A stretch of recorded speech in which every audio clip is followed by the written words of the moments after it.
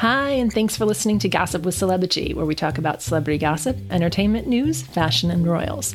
This week, we're going to talk about the stories we just covered at Celebitchy.com, including Brad Pitt going to Jennifer Aniston's 50th birthday party, Duchess Meghan's dad selling a handwritten letter she wrote him, and George Clooney defending Meghan against the treatment she's received by the British press. We'll also talk about the Oscars and what a disaster we think that's going to be. We'll answer reader questions, including gossip mysteries we'd like solved, and celebrities we choose not to cover. We end with our weekly feature, the Comment of the Week. The photos, stories, and memes we talk about here can be found at Celebitchy.com under the podcast section on the top, and the link is in our show notes. I'm Katie, the founder and editor of Celebitchy.com, and I write as Celebitchy. I'm Chandra, the head writer for Celebitchy, and I write as Kaiser. This week was kind of a mixed bag so far because we had one really great vintage gossip story that resurfaced, and that was Brad Pitt going to Jennifer Aniston's 50th birthday party, and that was kind of awesome. But there was also some other crap gossip this week. The whole week has just felt off because of the Grammys and the BAFTAs, and it just feels like everything is so finite now, and everything just has such a short shelf life. Oh my gosh, that's such a good point. Yes. People were interested in the Grammys, but it also felt like they were only interested for a few hours. The Grammys sucked all the air out of the week. I didn't even think of it that way. But yes, and we had to stay up and watch it, so we were all salty from that. I was really grumpy. I fell asleep on the couch when it was airing. And I was grumpy having to cover it. And then it kind of set the tone for the rest of the week, and we were super tired, and it was kind of a hard week. Mm-hmm.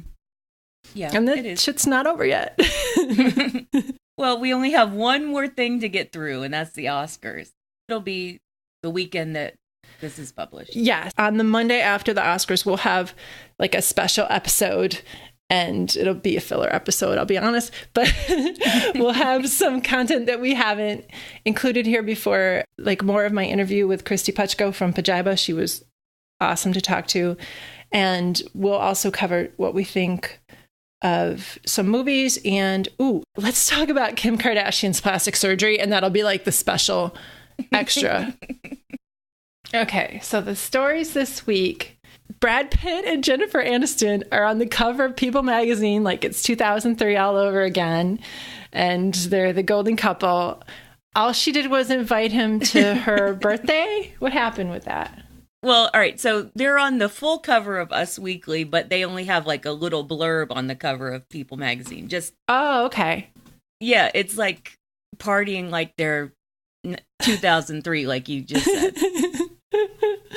It's really ridiculous. So the setup is that Jennifer threw herself a huge birthday party for her 50th. She turned 50. She's fabulous at 50.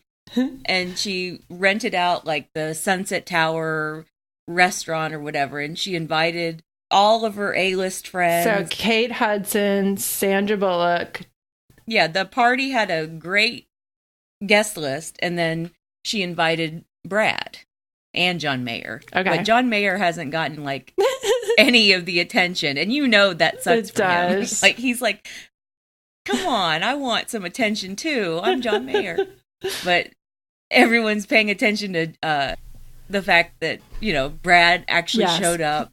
They said hello to each other and they talked for a minute, and then Brad went off and did his own thing. He was talking to other people and whatever. But the tabloids, People, and Us Weekly, they are just having simultaneous orgasms over the idea of Brad and Jen back together again.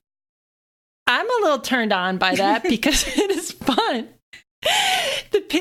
You can see it in our comments and the way people are responding to this. Uh-huh. It's been 14 years. It's been 14 years, and it was just like everyone had hit pause on everything. And now they're like locusts that came out again.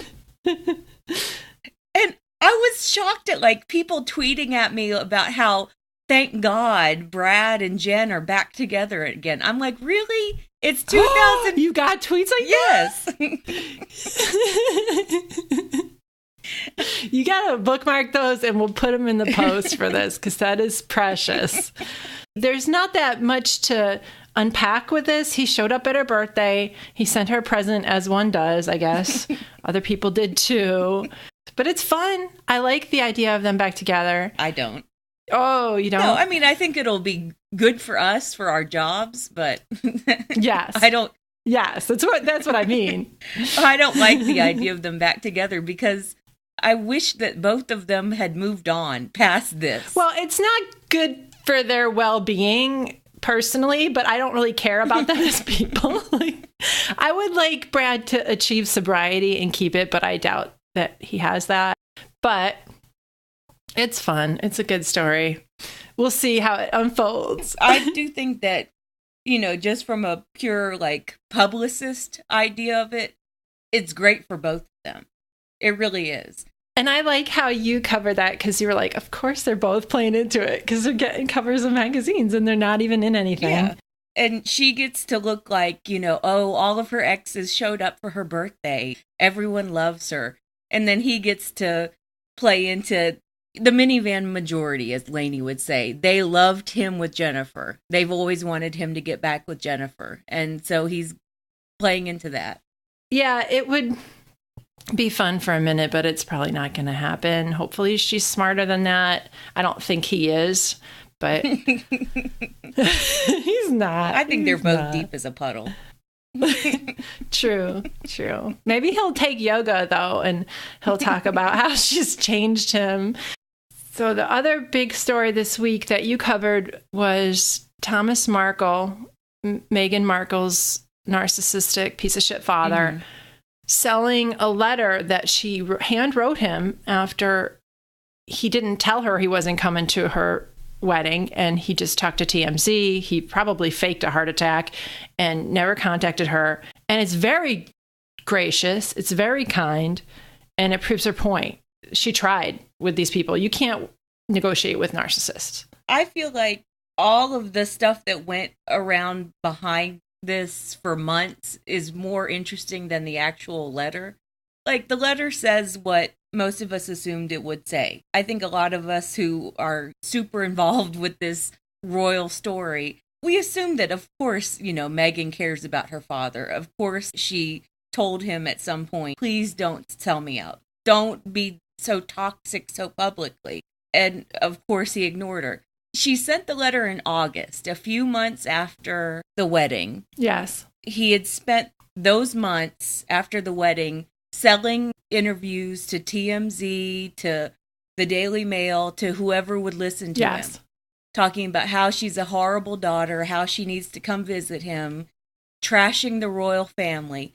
So she writes him a letter, probably thinks that eventually he will sell the letter or reveal the letter to somebody. So she knows it's going to be up for public consumption at some point. Yes. So she's writing that letter with the idea that it will be out there at some point. And then when he doesn't sell it because it actually does hurt his image and the lies that he's told, she then has her friends go to People magazine and talk about the letter. So he has to reveal it. I like that chess move. So she forced his hand in a way. Yeah, she forced his hand. She forced him to look bad. I mean, he did that on his own. He looked very bad on his own. And so does her sister. I don't even want to talk about her deranged fucking sister. Oh, God. These people are just making money, selling stories about her and trying to bait her in the press. It's like your family members are trolls. Mm-hmm. And it must be painful and annoying, but there's nothing you can really do except ignore them. Although she didn't do that. She talked to people through sources, so she didn't directly address them. And I like that. I don't mind that she's doing that because it does remind me of Diana. Diana wanted to be understood as well. Diana would use her friends to talk to the press and tell her side of the story. And then Diana would start telling her own side of the story eventually, to biographers or whatever. I think all royals figure out ways to get their side of the story out. It's a pipe dream to think, they just sit there silently and have to take everything. Bullshit. Kate talks to the press too. She just does it through her mother and her sister and through sources to the Daily Mail. Yes. Meghan is doing it through American media, and so the British press is freaking the fuck out. Sorry, I'm cursing so much. No, it's okay. We can curse a little bit. After I publish, I sometimes click the explicit tag, and I thought that I did that with the whole series on iTunes, but it didn't take, so I'll have to do that with some. But yes, last week I swore too. We just swear a little bit. It doesn't matter. Okay, so you're talking about the chess moves that she made. That was smart. I also think it's genuine. Yeah. And I think it was genuine. It had the added benefit of being genuine and that she knew it was going to be eventually for public consumption. She knew that her father would sell her out and continue to sell her out. He already had a bunch of times. Exactly. He would rather talk to TMZ and get paid and get photographed than walk his daughter down the aisle. And that sucks. And I hope that people understand that now. And royal commentators are always saying, well, she needs to fix whatever is happening with her father. She doesn't. She's done everything she can. Exactly. And he's a toxic person, and you can't engage with those people. There's no payoff. And they'll just use it and as leverage against you later anyway. Especially so publicly. Dealing with a narcissistic parent in private is god-awful enough. But then she has to deal with it publicly and have all of this public commentary about her relationship with her toxic parent. Oh, this poor woman. And they just pick it apart. It really doesn't matter what she says. Exactly. So George Clooney came to Meghan's defense. He was at a press panel. He compared her to Princess Diana. Here's what he said. They're just chasing Meghan Markle everywhere. She's been pursued and vilified. She's a woman who is 7 months pregnant, and she's been pursued and vilified and chased in the same way that Diana was, and it's history repeating itself. We've seen how that ends. And you brought this up in the Post. He gave that press conference after Princess Diana died, and it was very heartfelt. He came out like a day or maybe at most 2 days after Diana died and just laid into the press. I'm trying to remember the exact words. It was something like, Princess Diana is dead, and who should we blame for that? He very clearly blamed the press and the paparazzi. Yes. I think it's interesting that someone of his generation, of Diana's generation, is speaking out about the press treatment that Meghan is getting. Because the media wants to use Diana's memory in their own way. And for George to come out and say, look, we've seen this before. I remember this from 1997. 97? 97. Okay. Yeah, 98 was JFK Jr. Oh, yeah. Okay. So after he said that, the press came out against him because, of course, they did. They're like, you don't know anything, George Clooney. Shut up. Exactly. And of course, they're going to do that because they're defending their treatment of her. And it's been pretty abhorrent. Yeah. We had those beautiful pictures of her at the Natural History Museum Gala. She stepped out in this white Calvin Klein sweater dress. I loved it, with a white coat over it. I thought it was just gorgeous. And let me quote you. Are you talking about all my fake headlines? Yeah. So you pretended you were like a royal reporter. You are a royal reporter. My idea was just trying to figure out, if I was a Daily Mail headline writer, what would I write?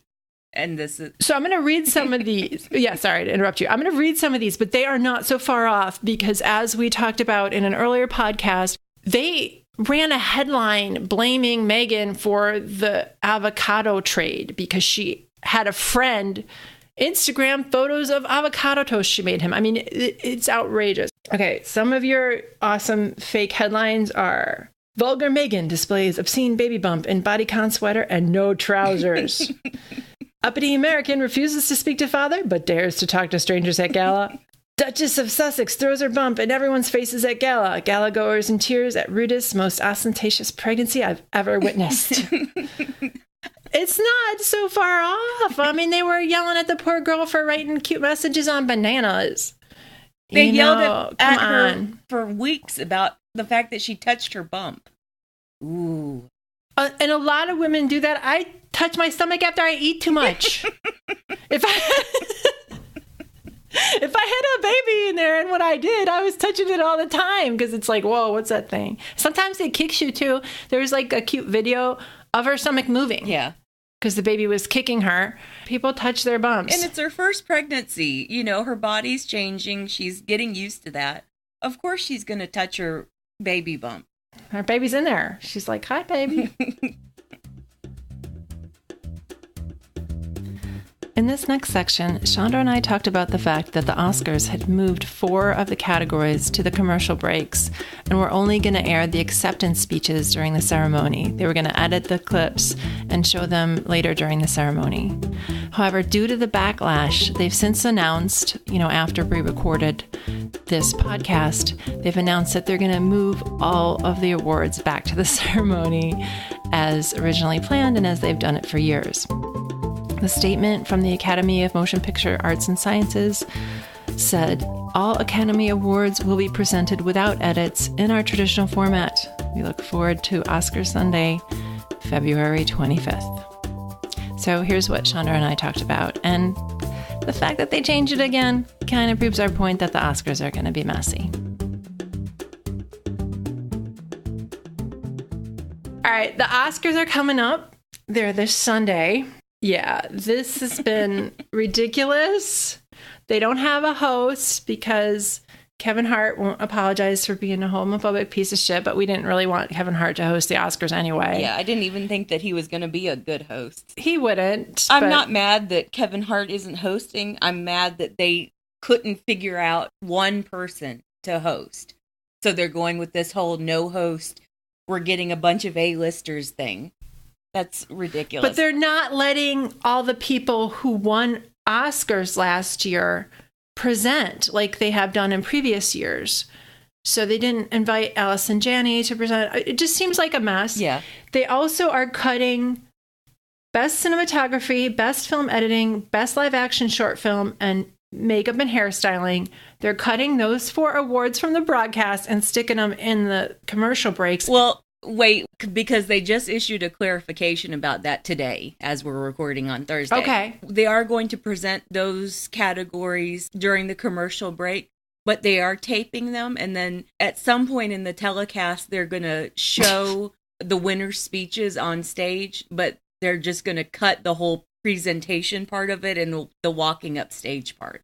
Okay, that's not as bad. And they probably said that because people were so upset about those specific awards being cut. In defense of the Academy, and I don't know why I'm defending the Academy about this, but in defense, they did talk to the different guilds and they made some sort of arrangement so that various guilds, like costume designer guilds, blah, blah, blah, the different unions, they would be sort of revolving each year about which ones got presented during the commercial break. So it's not going to be the same 4 categories that are ignored every year. Oh, that's smart. Okay, they negotiated with unions. Everybody will have a chance to be ignored one year, basically. It's ridiculously complicated for something that should be a no-brainer of, we are only handing out 26 awards. We could really bang this out in 1 hour if we just cut down all of the small talk. Or 2. I would be okay with 2 hours. Right. Cut the filler. Cut all the extra montages and the BS. Let's do 2 hours. Yeah. I'm biased because I wake up at 5 o'clock in the morning every day and the Oscars seem so long. And I'm tired at that. Yeah. And because you and I, we watch the pre-shows too, because we're covering fashion. Yes. That's when we get to see all the dresses. And I think a lot of people are like that. They tune in to the pre-show just to see the fashion. And then they watch the Oscars and then they go to bed and then they're like, well, that was a really long night. And it's even longer for you and I because we have to get up so early to cover everything. I'm sorry, the kitten is going absolutely batshit. Pay attention to me, Mom. The point I made when I was covering all of the shenanigans is if they want to just make the show shorter and they want to cut all the televised awards into a streamlined dozen or so awards, then just do that. We've tried everything else. Let's try that. I would love it if they just cut it to a dozen awards and move the other ones to the technical ceremony, as you were talking about when you covered this. That is extremely controversial because this is the special night for those people who rarely get recognized and do a lot of the hard work behind the scenes. It depends on what their aim is. If they're aiming to make it entertaining, yeah, cut all the extra awards. I'm sorry. And I don't mean to designate them as extra. I don't work in that industry, so I'm probably more biased towards just making it entertaining and more short. Well, I feel like, we won't know until we try. Yeah. Let's try it for 1 year and see how it works. Let's try cutting some of the relatively minor categories and pushing them to the technical Oscars. Why not? And let's just try that for 1 year and see what happens. I agree. I would like it to be shorter. I know that's terrible, but... But the other side of that is that even if they did cut 10 of the smaller awards, it would still be a 3-hour show. They would still put so much extra crap in. They would screw it up. I don't know who's writing and producing for that. It's been losing viewership for years for a reason, and people have less patience. Mm-hmm. We can watch anything that we want on demand at any point. Why are we going to sit for 3 hours and watch a live show with commercials? Yeah.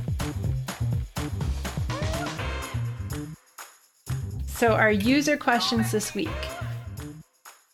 Gabby asked in an email, and this is a follow-up to something we were talking about a couple episodes ago. She said, if you could find out the answer to one gossip mystery, example, what happened between Charlize Theron and Sean Penn, we talked about that in episode 4, I believe, which would it be? So you can go first. Well, I definitely would love to know what went down with Charlize and Sean Penn. I would love to know because it's happened so suddenly. Yes. I'd also like to know exactly what happened on the plane between Brad and Angelina and Maddox. Because everybody has talked around what happened on the plane. It was such a shift in their marriage and all of their relationships between, the kids and Brad. I want to know exactly what friggin' happened. The way they responded, his team responded in People, where he said he didn't hit him. Or he didn't hit, what did he say? He didn't hit him in the face. He didn't hit him in the face. It was so specific that gives clues that there was some sort of altercation. And you've written about this extensively. And there was some sort of altercation, and that caused her to cut him off. I bet it was a long time coming, though, because he obviously had a drinking problem, and which he has admitted. And things were probably strained between them for a while. What a lot of people don't talk about is the first stories, like in People magazine, especially, and TMZ, were that Maddox got in between Angelina and Brad. That Brad was screaming at Angelina. Those were the first versions of what happened on the plane. Was that Brad was in Angelina's face and he was screaming at her, and Maddox stepped in because he didn't like seeing that happen to his mom. He wanted to protect his mom. Right. And a lot of people... I don't remember that. Yeah, a lot of people don't remember that those were the first pieces of information about what happened on the plane. There was probably some truth to that. But I think Brad was crazy drunk. I think they had been in a dark place for a while. Yes, that's a good way to put it. I would like to know more, because that's the couple I follow are Ben Affleck and Jennifer Garner. I would like to know when they broke up and got back together. And I think he cheated on her around 2009 because she showed up in paparazzi photos with a 7-carat diamond ring, like just ridiculously huge. And I'm sure that was an I'm sorry ring. I'm pretty sure she caught him cheating on her before the nanny scandal. Their line then was that they were separated. I think they were separated because he wanted to, or he was already carrying on with the nanny, and then she found out about it after. You think he was carrying on with the nanny in 2009? No. I think that was one time they got separated, which she told Us Magazine they were having trouble around 2010, and then they got back together after that. Which baby was that? Because I feel like at least one of those kids was a Band-Aid baby. And that's what they said in Us Magazine, which was her magazine of choice. They said that the last one, Samuel, was a Band-Aid baby. But I'm pretty sure that's what Us Magazine said about when they got back together. Her side didn't dish that until after it came out that he was getting with the nanny. Here's my question for you about Ben and Jen. Yes. Do you think that he would have married her if she hadn't gotten pregnant? No. I don't. Yeah, She was pregnant when they got married. They got married at the beach. It was officiated by Victor Garber. I always thought that she just got pregnant so he would marry her. I don't know if that's the case, and I don't want to say that, and people will yell at us if we say that. But I don't think he would have married her if she wasn't pregnant. Let's put it that way. And he's not the type of guy you marry. Yeah, he's not. I always thought that the marriage and the pregnancy, they came so soon after Jennifer Lopez. He didn't even have time to really breathe and like... Oh, that's a good point. And he left Jennifer Lopez like a few days before they were going to get married, and they had paid for everything. They couldn't get their deposits back. And he was off with strippers. I just felt like he didn't even get a chance to get all that crap out of his system. The strippers. That crap, that is his system. That crap is always in his system. That's true. He is not going to ever be happy with one woman. He's just a self-sabotaging person. Yeah. I think she put up with so much and just kept a happy face on it. That's her brand. That's her belief. That's how she was raised. Senator Fan asked in a comment, is there a celebrity that you won't post about for whatever reason and why? We talked about this in our second podcast, which celebrities we love covering and which we don't like to cover. It's worth talking about again. We stop writing about a celebrity when they really annoy us and when we're fed up or disappointed in them. And that is the last level of disappointment, is we just stop talking about them. This has happened with lesser celebrities like the reality stars like Teresa Giudice or Farrah Abraham. They're ridiculous. We don't care anymore. But it's also happened with celebrities who have really disappointed us. And I talked about this before, and that's Hugh Jackman and Matt Damon. When they do something that's just very disappointing, we just stop covering the little filler stories about them because we don't have affection for them anymore.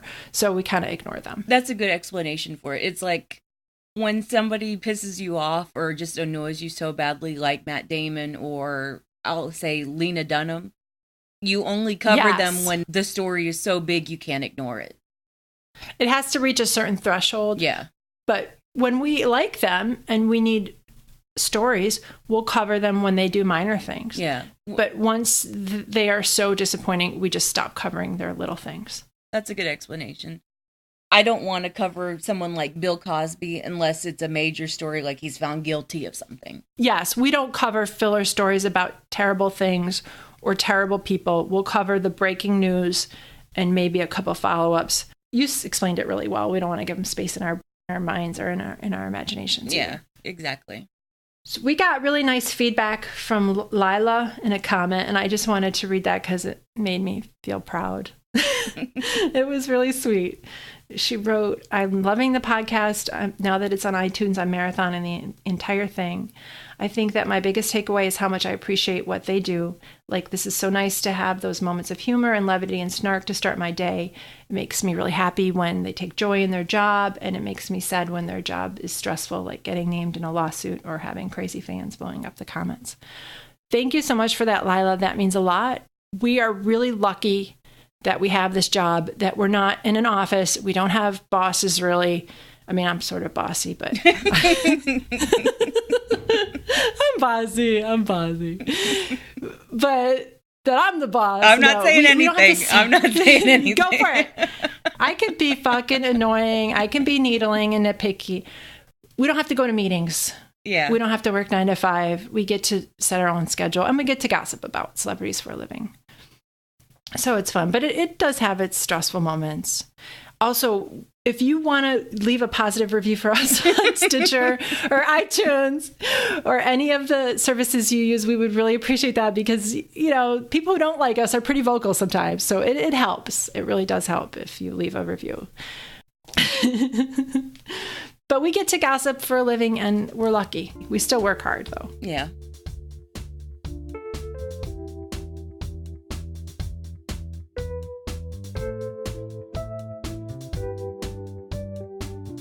All right, let's move on. The comments of the week at this point we're just doing separate comments of the week because we have completely different tastes in comment. I think mine is pretty good. Give me some credit for the comment I picked. I think it's awesome. You like cutesy comments. You like puns and stuff. I do. I like puns and cute little comments. We have read so many amazing, thoughtful, detailed comments. Today, it's Thursday, there was a post about Shannon Doherty overcoming breast cancer. Light Purple made a comment in there about her breast cancer treatment. And she was actually pointing out that I had made an error in how I reported that, but she did it so nicely, and she talked about what she went through. That is very meaningful. When we pick these comments of the week, we just pick quick little ones that are funny. So we just want you to know that we really appreciate it when you share your stories, when you talk to each other and support each other, and it means a lot. Okay. So on the Miranda Lambert story, where was Miranda Lambert when she tossed the salad? I had to phrase it that way. I thought that was awesome. She was at a Nashville steakhouse. And she was with her mom and a younger man, like I would think 20s, maybe early 30s. So someone argued, go ahead. The younger man that she was with got into it with an older man who was there dining with his wife. And the two men, they had some sort of beef in the bathroom about a joke about millennials or something. Okay. So the two men were beefing, and then Miranda, of course, gets involved. And then she and the older man's wife, they start getting into it. And then Miranda apparently picked up her salad from her table, walked over to the wife, and threw her salad on the wife. So she didn't pick something good like the potatoes or just, the steak. She's like, I'm not going to eat this salad, so I'm just going to throw it on her. And there was a lot of sites were using this picture of her mugshot. And I got confused today, and I was like, wow, she has a really beautiful mugshot. She looks so glamorous. No, it's from a music video. Hey, that's from a video, you dumbass. I'm like, oh, okay. I wanted that to be real. She was gorgeous. So, in this comment, Izzy said, putting the ass in classy. And this is my comment of the week. Jerusha said, taking the O out of country. I like that one. We'll see you next Tuesday. My favorite comment was in the Sean Penn story. And Sean Penn wrote this absolutely horrendous essay in defense of A Star is Born, which is, I don't know, it just felt typical. Like, of course, Sean Penn relates to a story about a douchey, toxic, alcoholic bro. And he was so pretentious in his writing, and it went on so long, and I didn't even read the whole thing. So, so all of the comments on that post were absolutely hilarious. I just have to say, commenters were doing a great job of insulting Sean Penn in that post. But my favorite comment was, he must be the most pretentious piece of burnt ham on the planet. That was from Steph. Yeah. That was from Steph. He is, because you called him ham face. He does. He looks like a ham. He has a very red, angry face. He's an angry ham. He's an angry ham. All right. Thanks so much to you guys for listening. We really appreciate it. And we'll be back next week with a special episode. All right. Well, thank you guys for listening. And I'll try not to call you bitches right now. Thank you, bitches. Thanks, bitches. Thank you for listening to the Celebitchy podcast. Please rate, review, and subscribe to us on iTunes or your platform of choice. It really helps us out, and we appreciate it a lot. You can also tell a friend about us. You can find us at Celebitchy.com. That's CELEBITCHY, and that's also our handle on Twitter. And we're on Instagram as Celebitchy Official. Thanks again.